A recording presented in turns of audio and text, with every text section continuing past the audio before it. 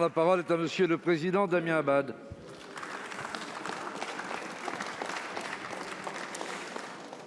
Monsieur le Premier ministre, face à l'abstention massive de dimanche, nous devons tous faire preuve d'une grande humilité. Mais, Monsieur le Premier ministre, ne vous cachez pas derrière l'abstention pour masquer la réalité de votre défaite. Vous le savez, vous ne pouvez pas vous dérober de vos propres responsabilités. Vous nous aviez promis, dès le début de ce mandat, de revivifier la démocratie.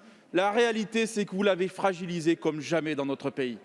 Quelle légitimité démocratique a votre gouvernement aujourd'hui quand vous envoyez 5 de vos ministres en campagne dans les Hauts-de-France et que les 5 sont balayés dès le premier tour?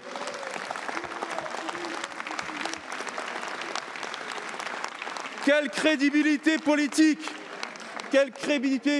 vous reste-t-il quand vous pratiquez le front républicain à la carte en vous refusant de vous retirer là où il faudrait faire barrage à l'extrême droite ou à l'extrême gauche? La réalité, c'est que vous êtes responsable de vos tambouilles politiciennes, de vos tentatives de déstabilisation qui ne font que renforcer la confusion et la défiance. En voulant nier les différences qu'il y a entre nous par pur cynisme électoral, vous dégradez la politique française et vous videz les bureaux de vote. Oui, nous sommes différents. Nous sommes la droite. Vous êtes le en même temps. Nous sommes la France des territoires. Vous êtes la France des déracinés. Vous êtes également responsable des graves dysfonctionnements dans l'acheminement des documents de propagande.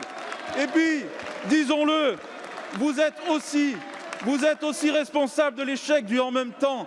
Cette politique des demi-mesures sur l'insécurité, la délinquance et l'islamisme. Alors, Monsieur le Premier ministre, votre mission, c'est de gouverner la France, pas de dynamiter la droite sans d'ailleurs y parvenir.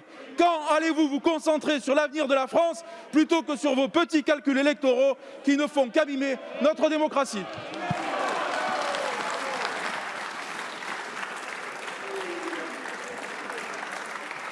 La parole est à Monsieur le Premier ministre. Monsieur le Président, Mesdames et Messieurs les députés, Monsieur le Président Abad, heureusement que vous avez convoqué l'humilité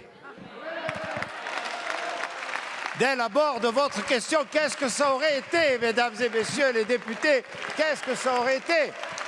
N'est-ce pas? Bon, Monsieur le Président Abad, vous êtes un homme expérimenté. Bien. Vous êtes un homme expérimenté. Il s'agit d'élections régionales et départementales. Il s'agit d'élections régionales et départementales.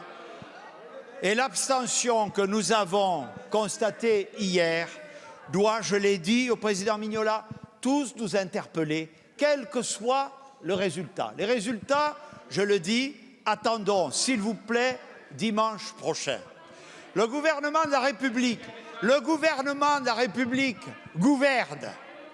Le gouvernement de la République fait face, avec sa majorité parlementaire, à la plus grave crise sanitaire et économique que nous ayons connue. Et il est là, et il tient bon, et il a des résultats, Mesdames et Messieurs les députés, dont vous pouvez légitimement être fiers. Il y a eu des élections régionales, elles ne sont pas terminées. Elles désigneront leurs représentants de manière démocratique.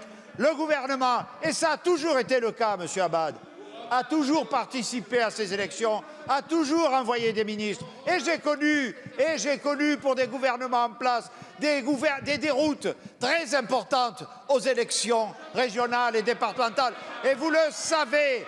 Alors, s'il vous plaît, alors que l'abstention qui s'adresse à nous tous, parce que ça veut dire aussi que les sortants n'ont pas su drainer les foules vers les urnes.